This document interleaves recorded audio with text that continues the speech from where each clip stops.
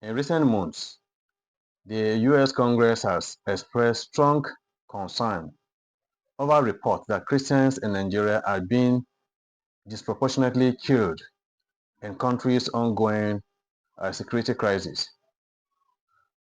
Meanwhile, the federal government has pushed back, insisting that the violence, although grave, is not specifically targeted at Christians, but is rather part of a broader concern or pattern of terrorism, banditry, communal violence, and criminality. I therefore present this narrative to examine the evidence and what the truth appears to show so far in our dear country. Let us examine what the US Congress and outside reports say about this situation. Several US congressional hearings, statements, and related advocacy have pointed to a sharp rise in killings of Christians in Nigeria. Among the key findings are that between October 2019 and September 2023, an organization known as the Observatory for Religious Freedom in Africa reported that roughly 55,910 people were killed in ethnic and religiously related violence in Nigeria. And of those numbers, about 30,880 were civilians. Among those civilian deaths, approximately 16,769 Christians and 6,259 victims were reported killed. That implies that Christian community or civilians are being killed much higher than the Muslims. Let us watch some of the US Congress reactions here, and I'll be right back. We're also going to talk about legislation I introduced this week to protect Christians in Nigeria. Nigeria has seen a persecution of Christians that has been staggering. Just this week, over 60 people were by jihadists, by radical Islamists in northeastern Nigeria. It is worthy of note that in 2025 alone, in the first 8 months, over 7,000 Christians are reported killed and 7,800 adopted across Nigeria. The attacks are said to include actions by Boko Haram, ISWAP, Fulani extremists, and other military groups. Some congressional concern has been tied to pressure for Nigeria to be designated a country of particular concern, CPC, by the US. Now, CPC is a label under US law reserved for countries with the worst religious freedom abuses. We should know that. These figures suggest that Nigerian communities, especially in central and northern states and in rural areas that are often poorly protected, are suffering heavily. That's a reality. However, the federal government has rebutted claims that Christians are being uniquely or primarily targeted. The main argument from federal officials, including the Minister of Foreign Affairs, and statements by senior military or security officials are that violence is not religion-based, but multidimensional. And the government emphasizes that the crises are driven by insurgency, terrorism, banditry, farmer-headed conflict, clan and ethnic tension, land disputes, and so on. They assert that attacks happen in majority Muslim areas too, and that many victims in such instances are Muslims. Mischievously, some statements frame the claims of targeted killings of Christians as exaggerated or politically motivated, intended to influence foreign governments or government, including the US, to impose sanctions or designate Nigeria as a CPC, that's a country for particular concern. I gave that definition before. The government has often repeated that Nigeria is constitutionally secular, multi-ethnic, and that security responses are meant to protect everyone regardless of religion, as far as you are within the territory of Nigeria. While government deniers rely on painting the violence as religiously neutral.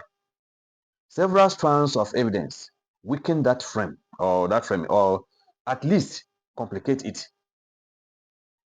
The data cited from an organization known as the uh, Observatory for Religious Freedom in Africa shows that Christians are being killed and adopted in far greater numbers than Muslims, especially once civilian demographics are accounted for. It is worthy of note. It is worthy of note that many of the worst attacks happen in states or villages with Christian majorities or mixed Christian indigenous populations. Nigeria's middle belt and parts of the north central, where we have majority Christians, are example. The Yewa massacre, for example, reportedly killed 100 between 100 to 200 civilian villagers and displaced thousands. Let us watch some clips from that Yoruba attacks, and I will be right back. So please follow me with the camera. Now, if you notice something, you can see the smoke still coming out because everywhere was burnt. Please take the camera around. Now, let me show you this thing. Please, this video is very sensitive, so it might be very disturbing for you. So a warning is on the video. Thank you. Now, these are human beings. This is a child that was burnt to ashes. This is another one. This is number 2. This is number 3. This is number 4. Please. This is number 4. This is 5. This is 6. Now look at the skull of this one. This is 7. These are their bones. These are children that were burnt in this place. As I am counting now, is 1, 2, 3, 4, 5, 6, 7, 8. Just in this room alone. Look at their bones. Look at their bones. Please zoom in these bones. These are their bones. Now in this room again. This room again. Zoom in. This is another one. 1, 2, 3. See their bones as well. They were burnt. They were all burnt to ashes. Now let's go outside. Now this is another room again. This is another person. This one you can see. This one is still even very much fresh. The body is still very fresh.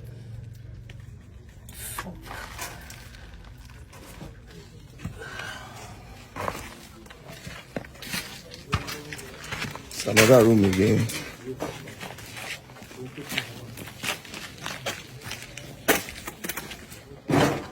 Another room again.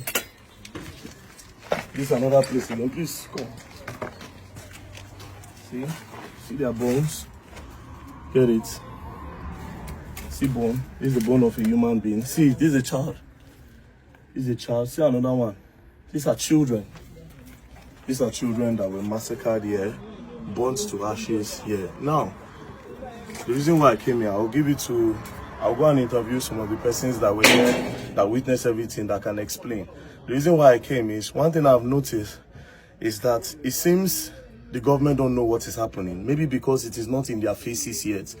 I don't know why back in the day, when things like this happen, the news, the media bring it to our faces. But nowadays, it's as if maybe they have paid them not to come and talk about things like this. And it's... Please, bros, let's just go. So, please, who is that man that was here yesterday? Please, can you come? I'll still take you guys around the area so that you can see. Bros, please. Good day. My name is Very Dark Man. I just came here when I heard what happened. I came here to see the situation of things, and I'm not going to lie to you. What I saw now really broke my heart. Seeing all these people burnt to ashes, it really broke my heart. So I have just one purpose: to put it out there for the government to really see what is going on. You know. So please, can you tell us what happened yesterday? You don't need to use English. Use pidgin, more the flow well. Okay. Yesterday we were in our farm at around 10:45. 10:45. Yeah. In the morning. In the evening. In the evening. That is in the night. Yes. Then it started raining. So we were indoor. Then at about that time now, then the husband, Fulani men, just came nowhere. They started with hunting us at the police station over there. You're at the police station. That's where it started. Yes. Knowing fully, they knew very well that the police station are there and that they are wearing arms, preparing for whatever that will comes. Then from there, Did they chase the policemen away? no, the policemen were there to attack them. They did their job. They did their best. Their best. Then from there, knowing that okay, they have attacked them fully there, then another group was down here without the notice of the policemen. Then they started opening the door from one door to another. They were with many weapons. They break the door. While entering into the door, into the room, they will pour the fuel, and then Light fire. light fire. And then that is how it started. And we are hopeless. In addition, some attacks appeared to single out Christian institutions like churches, pastors, or Christian civilians, or occur around high visibility Christian events. For example, the Owo Church massacre in 2022, which killed dozens worshipping in the Catholic Church, is one substance.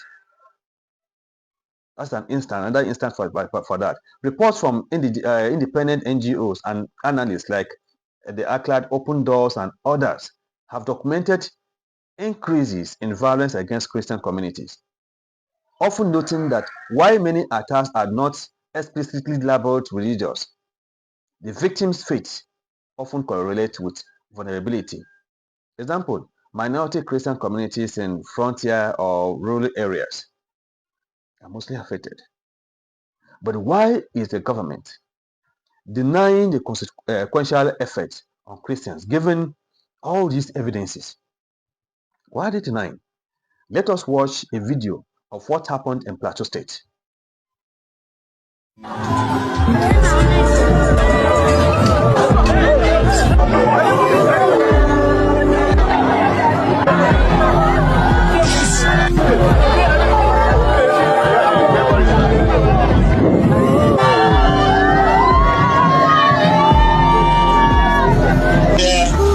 The vice president of the church is also here, and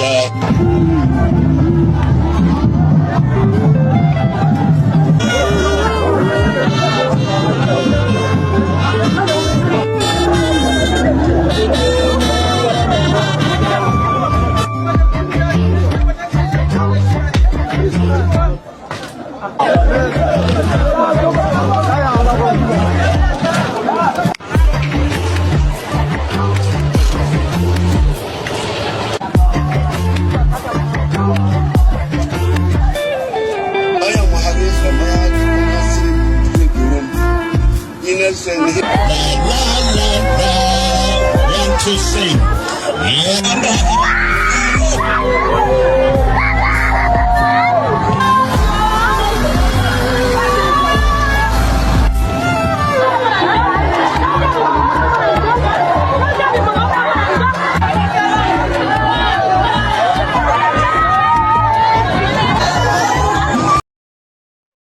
Certainly, denial of reality risks minimizing victims' experiences by broadly denying that Christians are specifically targeted. Officials may understate the need for targeted protection or for policy responses that address religiously motivated violence.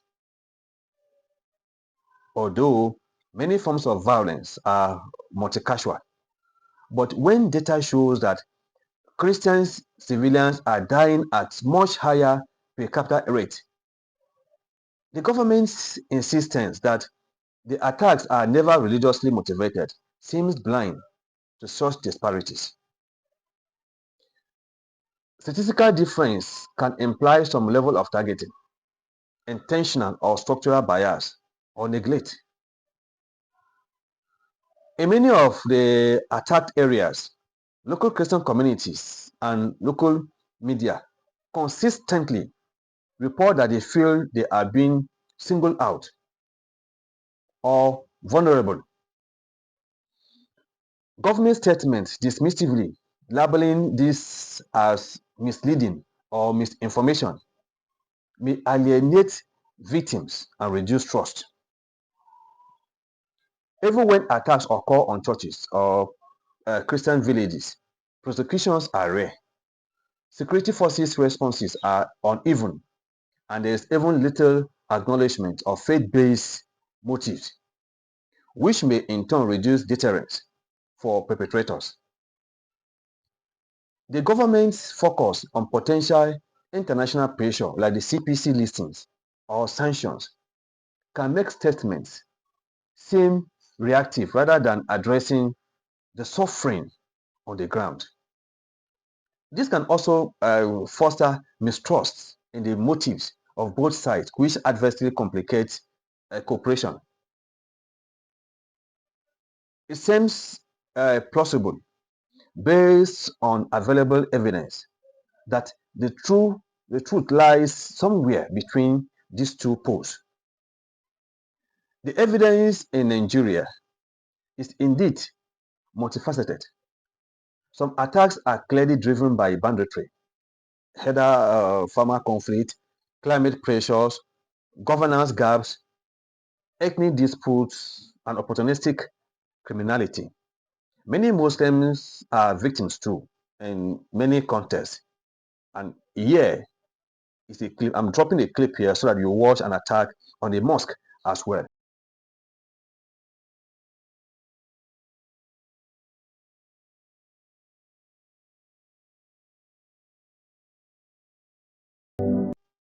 However, there's enough evidence to suggest that Christian communities, especially those of minority or frontier settings, are disproportionately affected. Whether that is through neglect, lack of protection, structural bias, or explicit targeting varies by location and actor.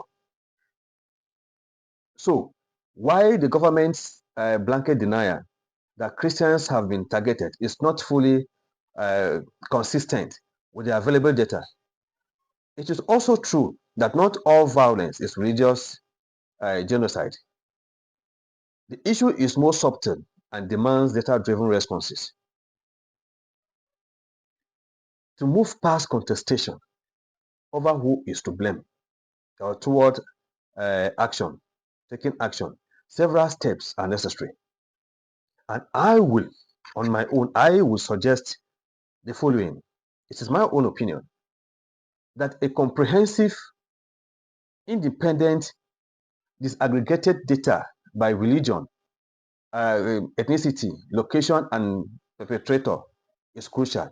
International body, rights group organization, freedom organizations, Nigerian bodies, and civil society should collaborate for reliable statistics. That the government should acknowledge that some violence is indeed religiously motivated or has religious dimensions, even if not all do. This will help to shape more effective protection measures. And then Christian areas under threat need more consistent security presence, early warning systems, and infrastructure like roads, health, and networks to reduce vulnerability. Prosecutions for attacks on religious communities must be real, swift, and transparent because impunity fuels repetition of violence. And then, given the essence of Nigeria's religious diversity, efforts at interfaith dialogue, community policing, conflict mediation are essential. But being honest about what is happening is a prerequisite. If the US or international designations like CPC or AID are used, they should be grounded in solid evidence and aim at protection rather than as punitive. or political tools. I will conclude my presentation by saying that the US Congress concern about killings of Christians in Nigeria is not baseless. Multiple reports suggest that Christian communities have suffered disproportionately in recent years in terms of death, abduction, and displacement. The Nigerian government denials that Christians are targeted is problematic when judged against this evidence, especially where data shows per capita disparities, attacks on churches or Christian civilians, and slow or uneven responses from the security agencies.